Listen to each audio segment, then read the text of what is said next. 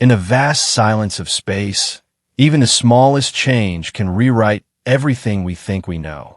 2 nights ago, something happened that sent shock waves through every major observatory on Earth.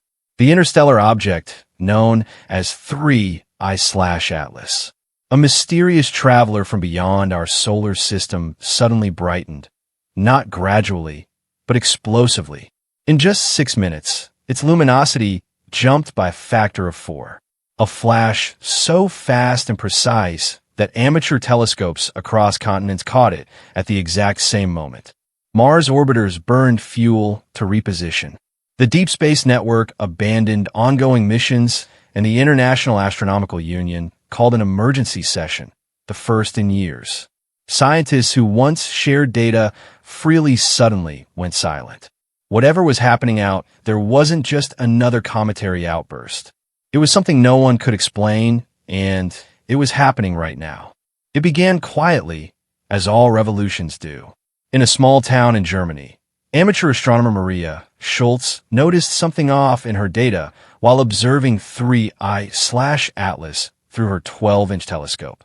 Her software flagged an anomaly, a sudden vertical leap in brightness, 1.4 magnitudes higher than before, sustained for 6 full minutes.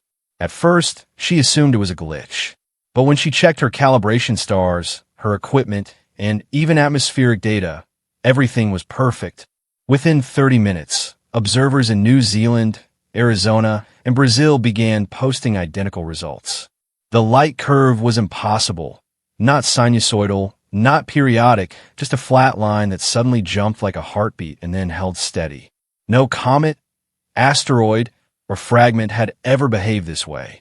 By comparison, the legendary outburst of Comet 17P/Holmes in 2007 took nearly 2 days to brighten by a similar magnitude. What Schultz saw happened in less than 1% of that time. By midnight, the hashtag Atlas Anomaly was trending worldwide. And within hours, the global astronomy community was awake, staring at the same question. What could possibly cause such a clean, instantaneous burst of light? As word spread, a chain reaction swept across the globe. Forums and Discord servers filled with overlapping screenshots, exposure logs, and light curves, all matching down to the minute. Citizen science platforms like Skywatch Collective went into overdrive, confirming the anomaly across 4 continents. It wasn't a hoax, nor an equipment malfunction. By dawn in Europe, professional observatories were on alert. The Pan-STARRS and Atlas survey telescopes confirmed the spike, as did robotic telescopes operated in Chile and Japan. Data streamed into a growing public repository, a digital relay of humanity's curiosity. But then something strange happened. The professionals took over. The Deep Space Network interrupted routine Mars telemetry, rerouting its 70-meter dishes toward the coordinates of 3I/Atlas. Engineers voted unanimously to override standard scheduling, sacrificing data from missions like Perseverance and Voyager to capture radar reflections from a single interstellar visitor. The decision cost them 22 hours of lost mission time, a move reserved only for life-threatening asteroid flybys. Yet, this wasn't an impact threat. It was a light anomaly. And still, the world's most powerful antennas turned their gaze toward one point in the sky, as if every nation sensed that something extraordinary was unfolding above. The global coordination didn't stop there. By the following morning, the Very Large Telescope in Chile, Gemini North in Hawaii, and even China's Fast Radio Telescope had all dropped their planned targets, redirecting every instrument to 3I/Atlas. The International Astronomical Union voted 8-2 in favor of a planetary-scale observing campaign, a rare act of unity in a field often divided by funding and competition. For 48 hours, humanity's finest instruments watched the same object. And then silence. The same astronomers who had been posting hourly updates on social media suddenly disappeared. Private research chats went quiet. No new data appeared on preprint servers. No press statements, no leaks, nothing. Analysts tracking social media activity reported a 70% drop in communication from verified astronomers who had previously discussed the event. Something had changed behind closed doors. Even a few automated logs that trickled out painted an eerie picture. Radar signals showing a non-gravitational acceleration 4 times stronger than expected, an infrared plateau 30 Kelvin above normal, and faint bursts of gamma radiation at 3 I/Atlas's exact coordinates. None of it made sense, and yet all of it was real. Within 2 days, the anomaly had transformed into a full-scale mystery. The Mars orbiters confirmed the same infrared excess despite being millions of kilometers away. Ground-based telescopes recorded the same acceleration, and deep space antennas detected faint echoes that seemed to pulse at regular intervals. But the most haunting detail wasn't in the data. It was in the reaction. Astronomers who had spent their careers chasing comets and asteroids now refused interviews. Entire observatories were locked into silent mode, citing data verification. The IU's internal report leaked by an anonymous insider described the situation as a synchronized global anomaly requiring immediate containment. No other words, no public explanation. Just a note that all assets are to maintain continuous observation until further notice. For the first time in modern history, every eye on Earth was focused on one object from another star system. An object that in a matter of hours had forced humanity to rewrite its definition of what's natural and what's not. Then came the discovery that changed everything. Using differential imaging from the James Webb Space Telescope, researchers noticed a secondary object, smaller, colder, and perfectly aligned with 3 I/Atlas's trajectory. At first, they thought it was a fragment or a dust cloud. But over successive scans, the secondary body maintained a fixed distance of 120 kilometers and moved in precise synchronization with the primary object. It wasn't drifting, it was orbiting. The discovery sent shock waves through the IU's emergency channel. A natural object with a companion that close would be gravitationally unstable. Yet, this pair moved flawlessly, locked together as if bound by invisible control. Even more baffling was the secondary body's spectral signature. It reflected almost no sunlight, but emitted faint microwave radiation consistent with active heat dissipation. In other words, it was regulating its temperature. By now, most astronomers had stopped using the term comet. The official designation changed quietly from 3 I/Atlas C/2025 R2 to 3 I/Atlas complex. The word complex was no mistake. It was a silent admission that the object was more than one thing and possibly more than just matter. Everything came to a head when 3 I/Atlas reached a position known as nodal alignment, the point where its orbital plane intersected Earth's. At that moment, every telescope, radio dish, and orbital observatory trained on it simultaneously registered a surge in intensity.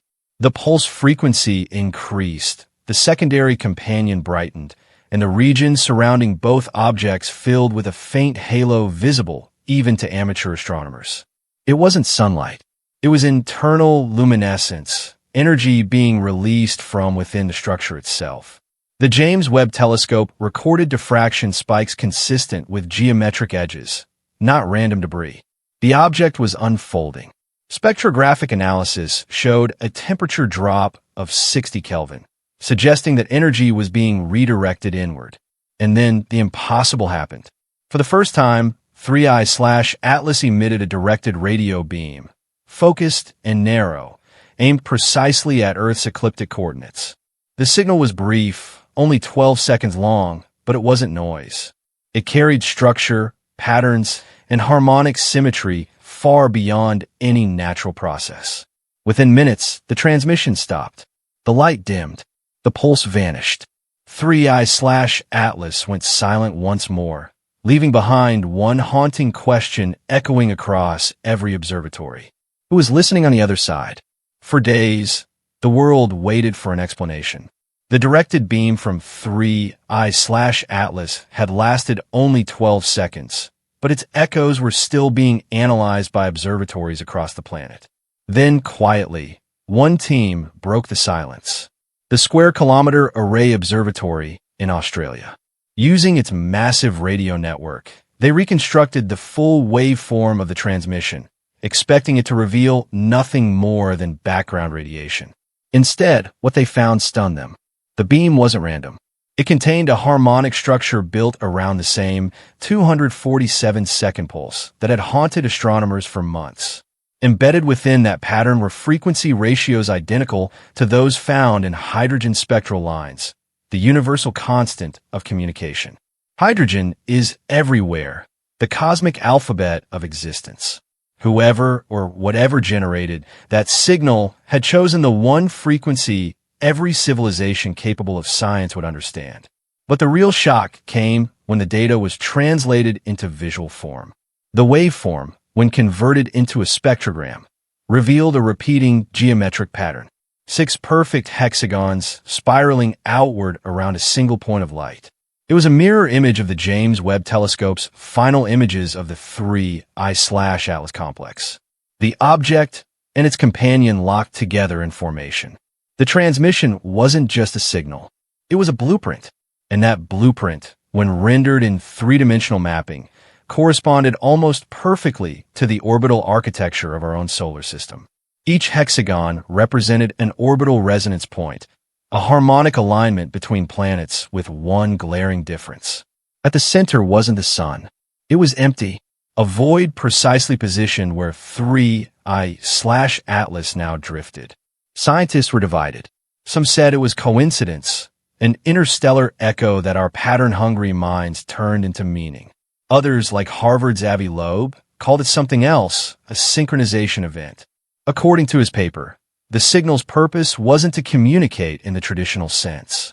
It was to tune something, a calibration sequence between the object and the solar system itself, as though it had locked onto our gravitational rhythm and adjusted accordingly. Loeb compared it to a musician tuning an instrument before playing. If that's true, then the 12-second signal wasn't the message. It was the test tone before the real transmission. Then another revelation hit.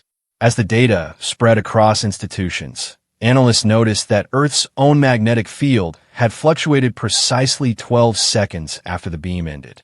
The same pulse, the same interval, echoed through our atmosphere, briefly altering the ionospheric resonance, the Schumann frequency by 0.02 Hz. To most, it was meaningless, but to those studying the event, it was confirmation that the transmission had interacted with Earth directly. For a fleeting moment, 3I/Atlas had reached across 300 million kilometers of space and touched the planet. The official statements were predictable. Instrumental errors, solar interference, data reclassification. But behind closed doors, Project Helios, a task force formed by the International Asteroid Warning Network, concluded something that was never made public. The directed beam wasn't a random transmission. It was a response. When the first amateur telescopes detected the brightness anomaly weeks earlier, Earth had unknowingly emitted its own faint electromagnetic noise back into the cosmos. The flare from thousands of synchronized instruments, cell towers, satellites, radar beams had bounced off the object. 3I/Atlas hadn't simply appeared brighter. It had been illuminating us back. And now, silence. No pulse, no gamma spikes, no acceleration. The interstellar traveler drifts beyond Mars, silent and watchful. The data, classified. The world moved on. But among the astronomers who first saw the 247-second rhythm, one question remains. What happens when that frequency returns? What if the next signal isn't light, but something else? Because maybe 3I/Atlas never came to visit. Maybe it came to synchronize. So, if this story made you question what's really happening out there, don't look away. Subscribe to this channel. We uncover what the rest of the world is too afraid to discuss. Turn on notifications, because when the signal returns, and it will return, you'll want to be here to hear it. I'd love to hear what you think about this, so drop a comment below. If you enjoyed our conversation today, please share this video and subscribe to help the channel grow. Every bit of support counts.